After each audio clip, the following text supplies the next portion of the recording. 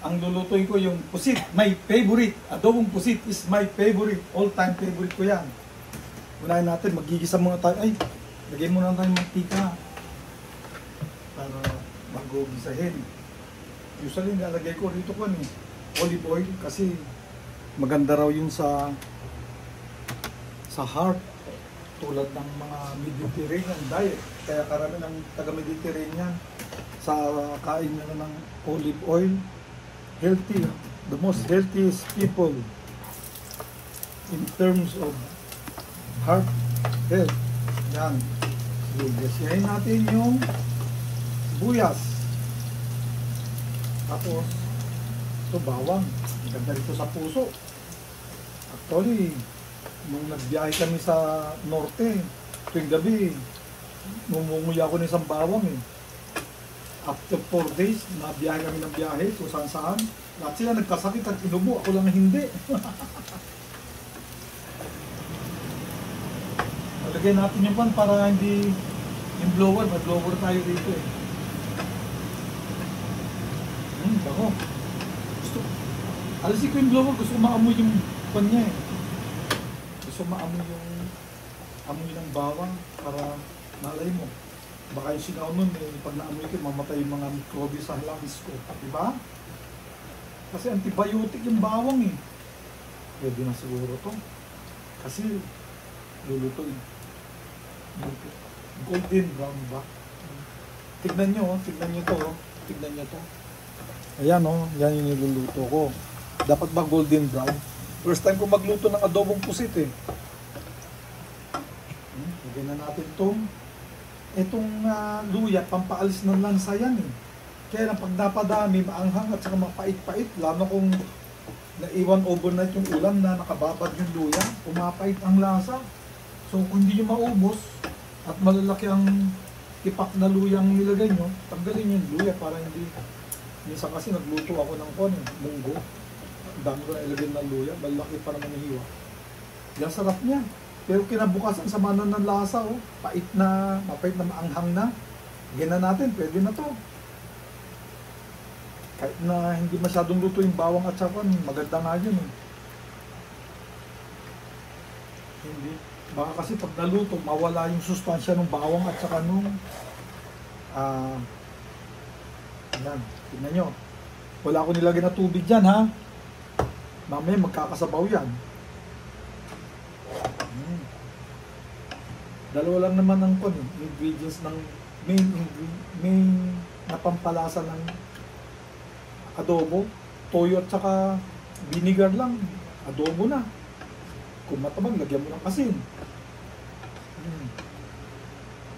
Ayaw ko masyadong niluluto yung bawang tsaka yung nasusunog. Baka makawala yung sustansya Pag naluto naman ng gusto yung pusit, nagiging rubbery, yung bang kumukunat. Kaya tamang-tama lang yung luto dapat. Meron pa nga yung luto ng pusit. Ewan mo paano nila ginagawa? Yung niluluto mo, pagkaluto puro tinta siya. Parang dinugo ang pusit. Kaso hindi ako marunong gumawa ng tinta ng pusit Kung paano ilalagay, kung paano iipunin. Lagyan na natin ng suka siguro. Suka muna. Masarap ito, oops. Pag naluto yung suka. Yan. Uubo ako. Pag umubo ako, ibig sabihin nun, tama na yun. Tansya lang, wala nang sukat-sukat. Baka mag-sukat-sukat, tatagal pa konti lang muna pag tikman natin mamaya. Pag kulang sa timpo, dinagdagan. Yan, adobo na ba? Ayan nagkaroon na ng sabaw Gusto kong lagyan ng tubig Pwede. Para may hinihigit na sabaw. Lagyan natin ng tubig. Kunti.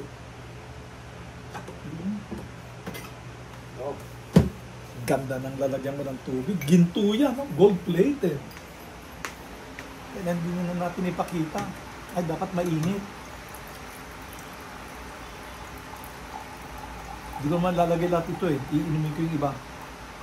Ay, wala na tayong tubig. Oops. Nagdidelikado yung tubig natin. Ay, meron na siyang sabaw yun. Okay.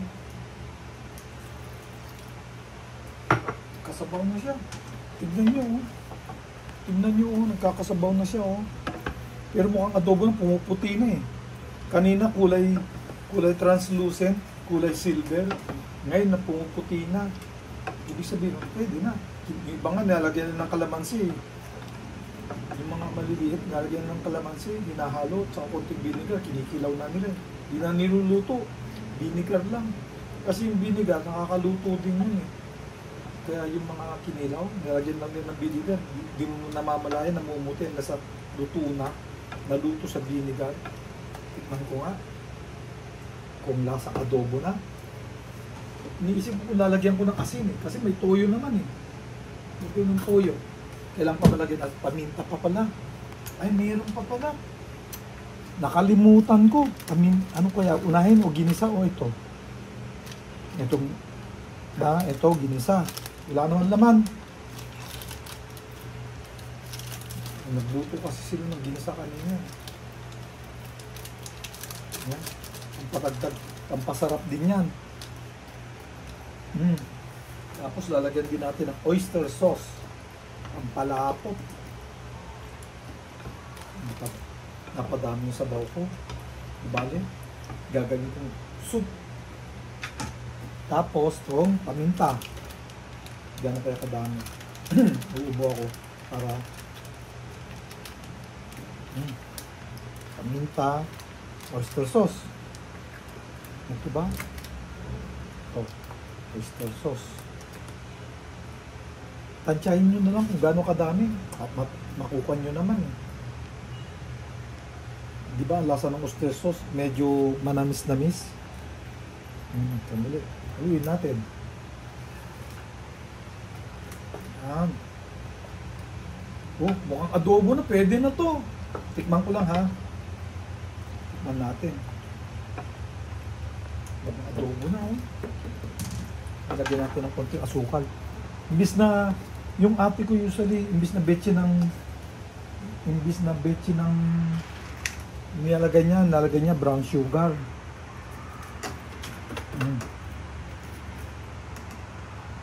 Kasi ang betchin tsaka sugar, parehong galing sa kwan yan eh, tubo. Ewan kung paano nanggagaling yung di ba ang monosodium glutamate? Ano ba yung monosodium glutamate? Alam ko ang betchin galing din sa sugar cane eh, pero may chemical yata process na kakaroon ng monosodium glutamate. Tapos lalagyan din natin ng ito, lagyan natin ng pampasipa. Basta yung may konting sipa eh. Ayan. Tapos pa. Rin, lagyan natin ng kinchay.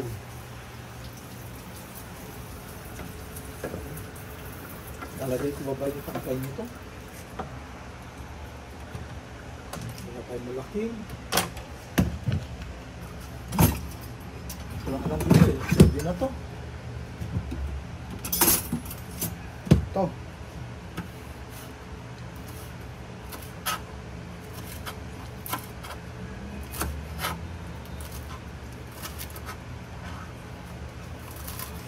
Ilalagay ba natin lahat ito? Ito. Chai. Ito natin. Nalinis ang kamay ko. Nagugas ako. Ano? Yan. Oh, sarap nito. Na-overcook na yata. Patayin ko na. Pwede na bang kaya patayin ito? Na-overcook na yung na-overcook na yung pan natin. Pusit. Teka ha. Man natin. Pwede nang iwan yan. Hindi naman masusunod. Kahoy naman yan. Tikim lang to ha. Hindi lamon ha. Tikim. Natin. Gusto ng sabaw. Hindi ko pa naman sinubo to eh.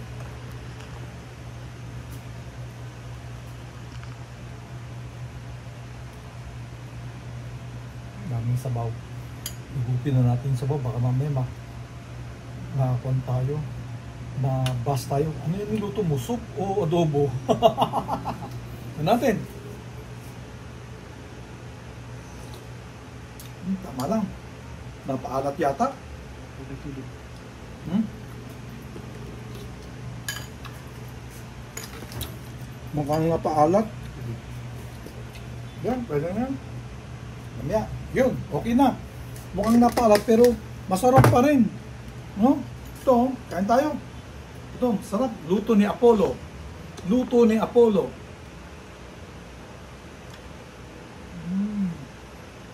Sarap. Pwede na ako mag-asawa. Marunong na ako mag-adobo ng pusit.